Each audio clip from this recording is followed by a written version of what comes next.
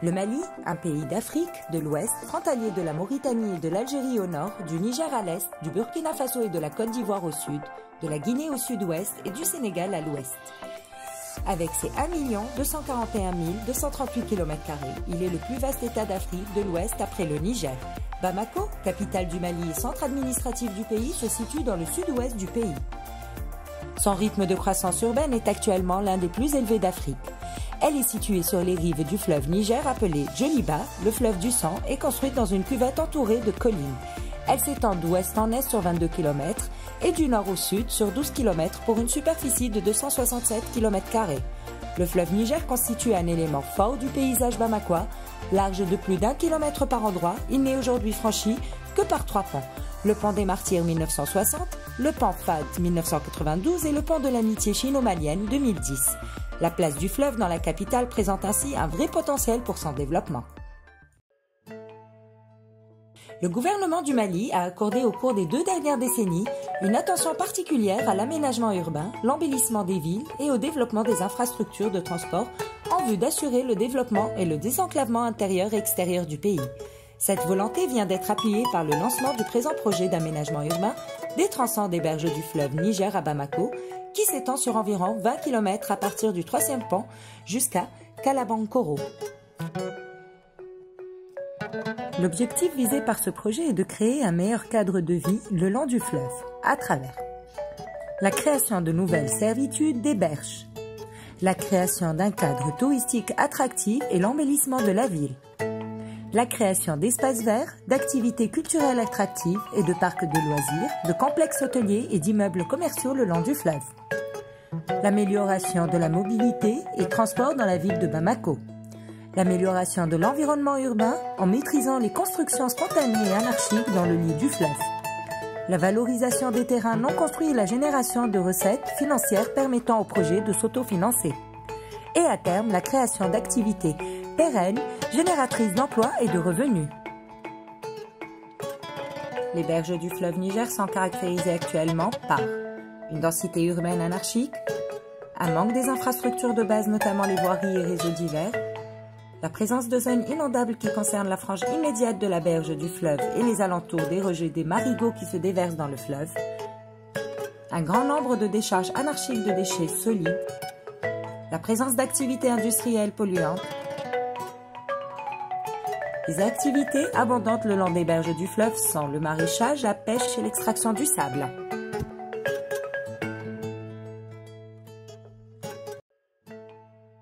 À la suite d'une étude hydrologique ainsi qu'une modélisation hydrodynamique du fleuve, il a été confirmé la possibilité de recalibrer le lit du fleuve, de créer de nouvelles servitudes et de récupérer de nouveaux espaces à aménager. Les espaces récupérés conduisent au programme d'aménagement de grands secteurs qui constituent de nouvelles polarités urbaines dotées de programmes polyfonctionnels mixant habitat, bureaux, commerce et loisirs. Le périmètre projeté est découpé proportionnellement en 7 secteurs sur la rive gauche, 7 secteurs sur la rive droite et 3 îles. Une hiérarchie de voies avec une trame généralement orthogonale est mise en place dans chaque secteur, permettant la création de la notion de centralité autour d'un lieu, place, mail, végétal, parc, urbain. Le skyline des nouveaux quartiers doit avant tout respecter les éléments du grand paysage, les collines de Bamako, les émergences telles que la tour de la BCAO et l'hôtel de l'amitié, etc. sont autant d'éléments appartenant au paysage qui serait regrettable de placer au second plan. Pour autant, le nouveau quartier ne doit pas s'empêcher non plus de vivre son développement. Dans un processus similaire à celui de la ville existante, le skyline se formera sur les 2 rives au fur et à mesure des opportunités et chaque bâtiment marquera sa singularité.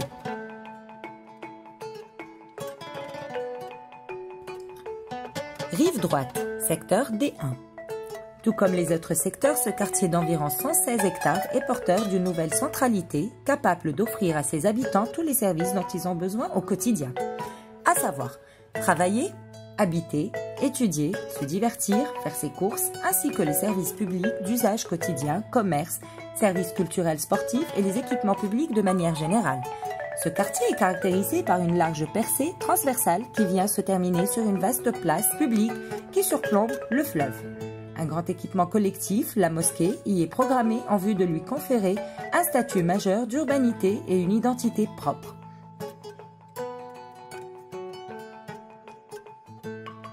Le long des berges, le caractère public est privilégié.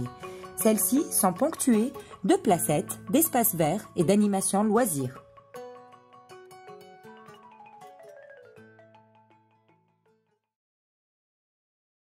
Secteur D2. Situé face au centre administratif de Bamako, le secteur D2, couvrant 58,8 hectares, propose une vaste place paysagère qui se développe en contrebas du pont du roi Fat. Secteur D3. Ce secteur de 105 hectares concentre sa spécificité sur les aménagements de berges et l'activité qui s'y développe, tout en appliquant les principes de centralité objectif, à savoir forte densité sur la voie centrale, hauteur et densité dégressive plus on s'en éloigne. Un imposant complexe sportif y est prévu. Ce complexe innovant propose une piscine naturelle qui permettra aux jeunes Bamakois de continuer à profiter de la présence de l'eau. Secteur D4. Aux apports du 4e pont projeté, ce petit quartier de 38 hectares est greffé sur un quartier résidentiel de très forte occupation au sol mais de faible densité donc en étalement. Ce secteur s'inscrit dans la continuité du tissu environnant tout en proposant 2 équipements structurants, un musée et un grand équipement sportif.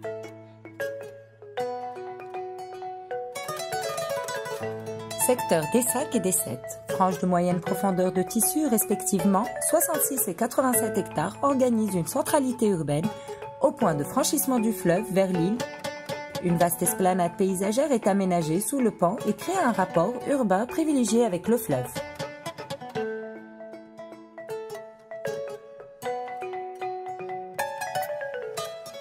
Secteur D6. Ces 100 hectares récupérés sur le fleuve, annexant également l'île de l'artiste de renommée internationale M. Salif Keita, préservent l'affectation touristique de villages de vacances qui s'y trouvent déjà. En outre, et plus en amont, un petit port de pêche et de plaisance à caractère pittoresque est prévu pour renforcer le lien au fleuve et le caractère touristique de ce quartier. Des petits restaurants y naîtront et feront profiter à tout un chacun des richesses du fleuve. Rive gauche, secteur G1. L'aménagement de ce secteur offre plusieurs types d'espaces destinés à différents usages. Nous retrouvons un quartier métier, un village de métiers, les marchés aux poissons et aux fruits, une zone de dégustation autour d'un petit quai pour pêcheurs, des espaces verts, des animations et commerces, des aires de stationnement, des équipements d'utilité publique et plus principalement un hypermarché jumelé à une galerie commerçante de haut standing. Un quartier esplanade. En matière d'affectation, nous y retrouverons plusieurs équipements d'utilité publique, quelques habitats individuels, une zone d'activité, un technopole, par-delà la route de la Corniche, plusieurs équipements sportifs et l'un des espaces clés de l'aménagement, le sous-quartier du Canal qui renfermera de l'habitat, de l'animation et la Cité des Arts. Quartier affaires, nous y retrouverons un noyau d'immeubles avec des hauteurs peuvent aller jusqu'au tour de 27 étages. Secteur G2. En plein cœur de la cité administrative de Bamako, sur une superficie de 27 hectares, il confirme la présence de la grande place du rassemblement politique existante et renforce ce lieu par un centre d'art vivant porteur de modernité et d'ouverture.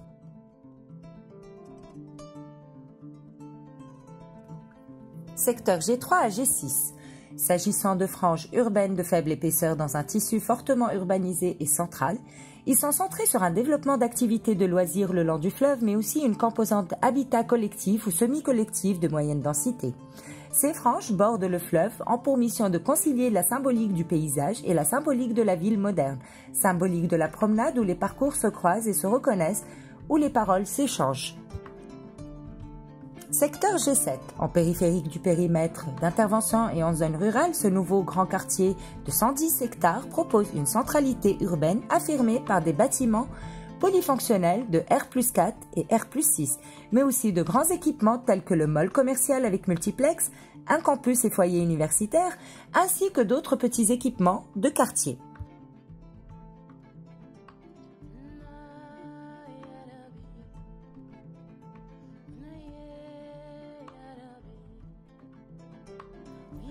Les îles. Les îles reçoivent quant à elles un programme d'affectation privilégiant l'habitat individuel de très haut standing de type condominium, donc aéré et comportant une couverture végétale abondante. 3 grandes îles sont dégagées. Chaque île accueillera un grand équipement qui va considérablement le dynamiser et valoriser le caractère insulaire et l'identité fluviale du site. Île 1. D'une superficie totale de 93,2 hectares, cette île dont la densité reste relativement faible est caractérisée par un grand équipement, un multiplex sur un terrain de 12,6 hectares, des ensembles immobiliers à vocation résidentielle de typologie semi-collective totaliseront environ 250 000 m² de plancher, des unités résidentielles de type condominium. Il sera implanté le long des rives, 18 hectares de l'eau affectés à l'animation loisir contribueront au développement touristique et économique de l'île. Sur l'île 2, d'une superficie de 49,8 hectares et de densité légèrement supérieure au secteur I1, cette île aura une vocation touristique de grande envergure avec une offre diversifiée de produits hôteliers allant des hôtels d'affaires jouxtant une convention centre au village de vacances situé au plus près des berges. L'offre hôtelière potentielle atteint environ 300 000 m² de plancher.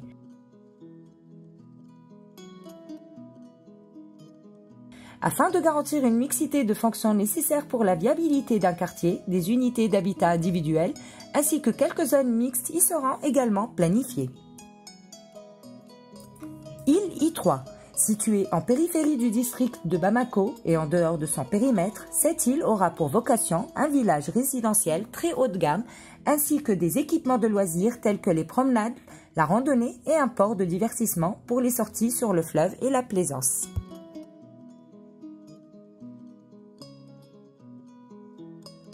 La superficie de cette île de 31 hectares avec une densité très faible, à proximité du centre de Bamako, sera très prisée pour une résidence secondaire.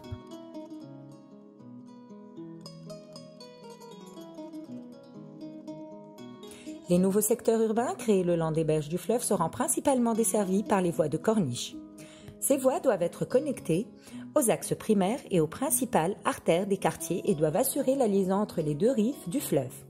À cet effet, il est nécessaire de donner à ces infrastructures les caractéristiques géométriques adéquates en termes d'emprise, de nombre de voies et d'ouvrages de dénivellement afin de permettre l'écoulement des flux et les différents échanges.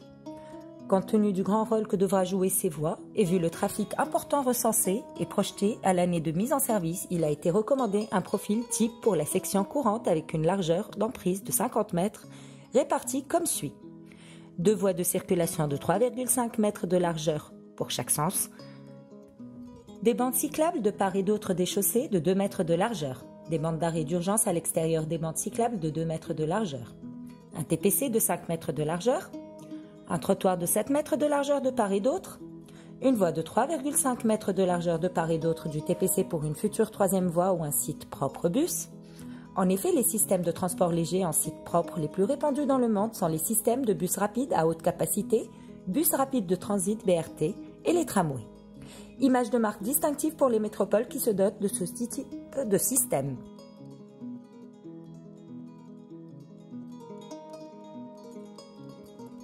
Le réseau de voirie projeté par la desserte intérieure des nouveaux secteurs a été conçu de manière à répondre aux besoins de la programmation prévue pour relier les nouveaux quartiers au reste de la ville et pour desservir en fonction des spécificités de chaque affectation, chaque quartier du secteur.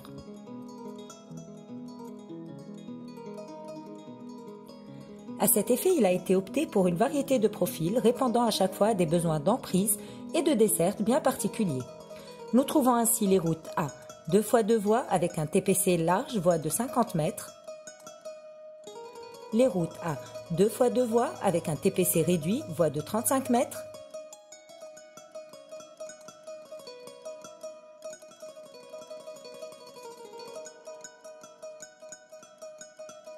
Les routes A, 2 fois 2 voies, sans TPC, voie de 25 mètres.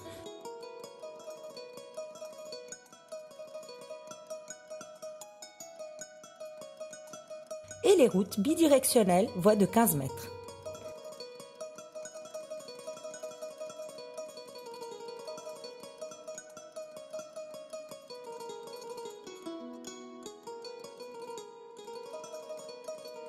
L'accès aux îles aménagées sera assuré par des ouvrages d'art de type pont routier et passerelles piétons. Le choix des types d'ouvrages a été principalement conditionné par les considérations hydrauliques liées au PHE et à l'aspect esthétique. Ainsi, les pandales, les ponts bipoutres mixtes, les ouvrages boy-string et les passerelles métalliques type trellis sont projetés.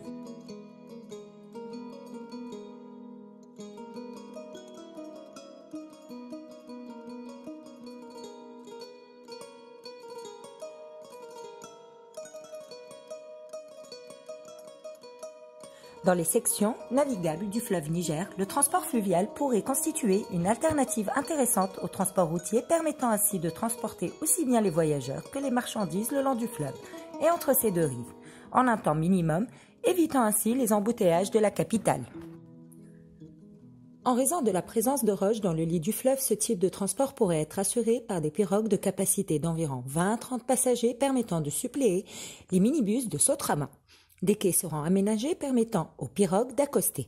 Ces quais seront placés au niveau des pôles d'activité le long des berges aménagées et ont une équidistance moyenne de 1 km pouvant être réduite à 500 mètres.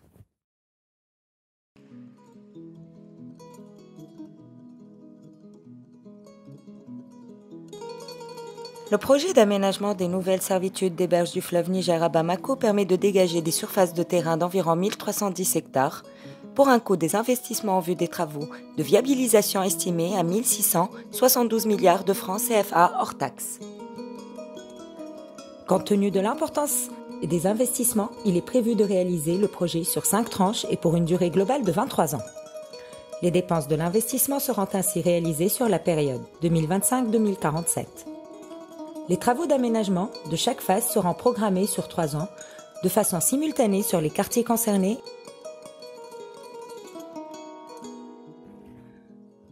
La rentabilité du projet est très importante et encourageante pour la réalisation du projet, soit un taux de rentabilité interne financier de 26,6%, assurant largement l'autofinancement du projet. Le projet d'aménagement des berges du fleuve Niger à Bamako présentera une forte attraction des investisseurs à l'intérieur et à l'extérieur du pays et y permettra de renforcer et dynamiser la métropolisation de Bamako.